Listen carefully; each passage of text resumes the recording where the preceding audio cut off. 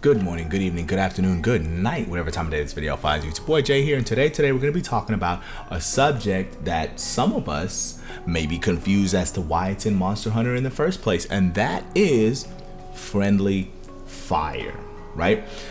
So just want to do a quick little video on friendly fire because, I don't know, it's a subject that kind of interests me, and I see that the direction we're going in, friendly fire may be taken out of Monster Hunter entirely. Because, you know, when you go back in the past, you see, oh, there were plenty of reasons to have friendly fire in Monster Hunter. Yet sometimes, you know, in the modern landscape, you know, talking amongst other hunters in the community on Twitter, Reddit, I see the sentiment sometimes where people are like, why is friendly fire even in Monster Hunter in the first place? Which sounds like a crazy question if you're an old head. But if you've only played World, Iceborne, Rise, and Sunbreak, it makes sense as a question because there aren't very many reasons you'd even want to hit your fellow players. But if you go back in the past, you know, you were older, there were plenty of mechanics in the game that promoted friendly fire, and it was even something that was encouraged because you could help out your fellow hunters by hitting them. And I want to go over some of those examples today and really talk about, is it something that we want to see moving forward? Me personally, I miss that aspect of Monster Hunter where like I could help a fellow hunter out just by, you know, swinging a sword at them because they're under a status condition that can only be remedied by being knocked out of it. I mentioned earlier that newer people to the Monster Hunter franchise, you know, 5th gen and newer, may be a little confused, but there are still conditions like sleep and certain pins where you can knock your fellow hunter out of it and keep them safe. And one of those clips from my man Cool Beams here on YouTube, go check his channel out, another awesome Monster Hunter creator. He submitted this clip, and I'm gonna play it for you right now, but that was partially the inspiration for me making this video, and it's just awesome to see dudes getting pinned by a Rajang and a Hammer Bro comes through with the upswing to knock him out of the range of the Rajang and save him. Awesome stuff like this, right? It still exists in the 5th gen, clearly, right? I mean, we have Nightshade Paolumu, whose whole thing is putting you to sleep. One of those conditions where your hunter kind of walks around kind of dazed before actually falling asleep is a condition where if one of your fellow hunters with you sees you under that condition, they could just walk up to you and poke you with their stick, or walk up to you and give you a kick if you're playing an old gen game and wake you up out of that status condition, allowing you to participate in the hunt once more instead of becoming a sleeping target for the monster to hit, right? Still exists in the 5th gen. But there are conditions that no longer exist in the 5th gen as well, where friendly fire is one of the solutions for it. An example would be Mudman, right? And we have Baroth in the new games, but he just doesn't do this anymore, right? In Generations Ultimate, the mud from Baroth would cover your character, and then you would become like a ball of mud with legs, basically. You're unable to do anything except, I think you can roll under the status condition, but that's it. You can roll, but you can't swing your weapon, and you're basically just a moving target for the monster. And what would happen is you'd be able to get a fellow hunter to hit you, and then all of the mud would fall off of you and you'd be fine. Or you'd bring a cleanser, where you would throw the cleanser down and then your hunter would break out of the mud and you'd be fine. This sort of thing also used to happen in many ice monsters, right? Barioth in Monster Hunter World and Iceborne doesn't do this anymore, but he used to back in the day in Tri, in 3U, in GU. He used to have attacks like the tornado attack that would cover you in ice. Lagombi, same sort of thing happening, right? He's in Rise and Sunbreak, but he don't do the snowman condition anymore, which is basically the same thing as the mudman condition, but you would be covered in a block of ice instead. And of course, you know, you would run towards your fellow hunter hoping they would see you, and they would just give you a little tap and wake you up out of there. Or you'd bring cleanser along with you with the hunt because you knew you were fighting something that could hit you with this status, and you'd want to break out of it ASAP. Another monster I've been pretty vocal about returning is Malfestio, right? So on screen right now, you're seeing me fight his deviant Nightcloak Malfestio, which sometimes goes invisible, but the regular Malfestio also has this too, and that is a special status condition, and that is confusion, okay? When you're hit by this status condition, your controls are reversed, okay? So if you push forward on the stick, your hunter will run backwards. If you push left, your hunter will run right. So when you get hit by this status condition, you can just wait it out, right? Because it's a pretty short status condition, all things considered. Or you can have a teammate hit you out of it. And I think it synergizes really well with trying to get hit with another teammate because your controls are reversed. So it's already a challenge moving your hunter around to, trying to get close to a teammate so they can see the question marks above your head and hit you. But like I said earlier, the status effect duration is very short, so you would use the time to just run away from Malfestio and try to avoid its attacks while you wait out the status condition.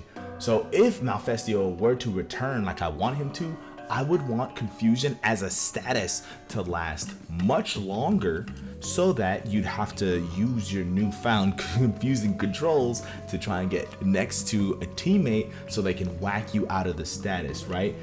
Bringing back some of the goofy, chaotic nature that Monster Hunter used to be and encouraging, friendly fire. So those are the conditions that we used to have in older Monster Hunter games that would kind of encourage friendly fire, right? Now, let's move back to the present day. If I'm making a video about friendly fire, I have to talk about two very, very important skills. Those skills are Flinch Free and Shockproof, all right? So in 5th gen Monster Hunter, we got a revamp of the armor skill system, and it made it much easier to slot in entire skills, right? Flinch Free was in the older Monster Hunter games, but we had to have 10 points in order to activate a skill.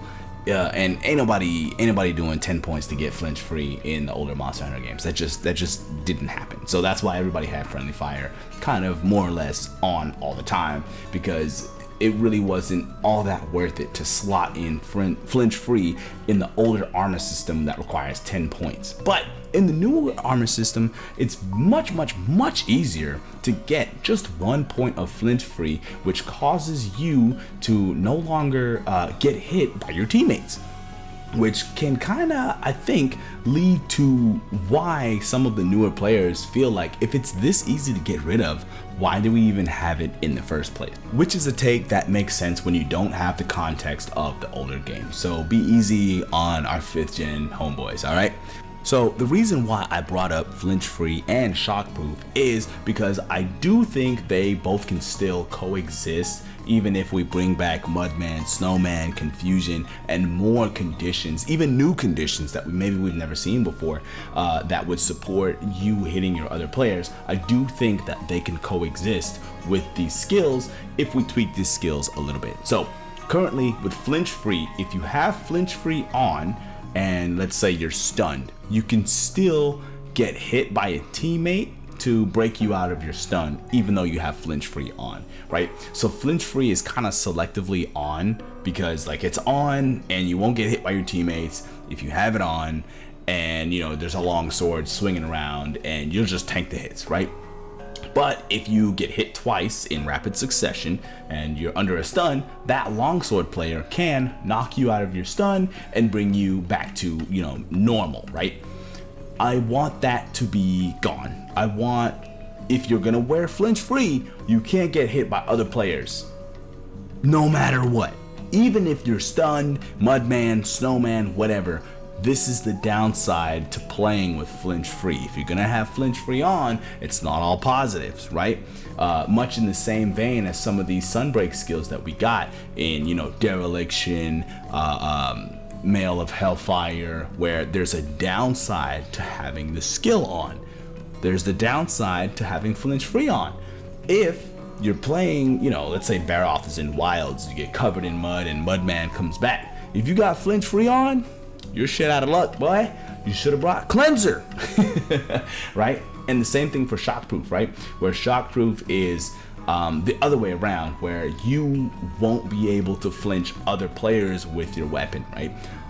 Ever since Shockproof came out in Sunbreak, I put it on all my Gunland sets because I love spamming Bullet Barrage, and I don't want to hit my teammates, right? It makes it easier for me to, oh yeah, I can Bullet Barrage here, and I won't shoot that guy and interrupt my teammates when I do a Bullet Barrage. However, if we bring back Mudman, Snowman, Confusion, whatever, I'm not going to be able to hit my teammates out of their status conditions if I have Shockproof on. Right? So there's a negative, there's a downside to it, which can add to the whole preparation aspect, right? And maybe you can make cleanser look more like deodorant, right? And you can throw down a cloud where your fellow hunters can walk through.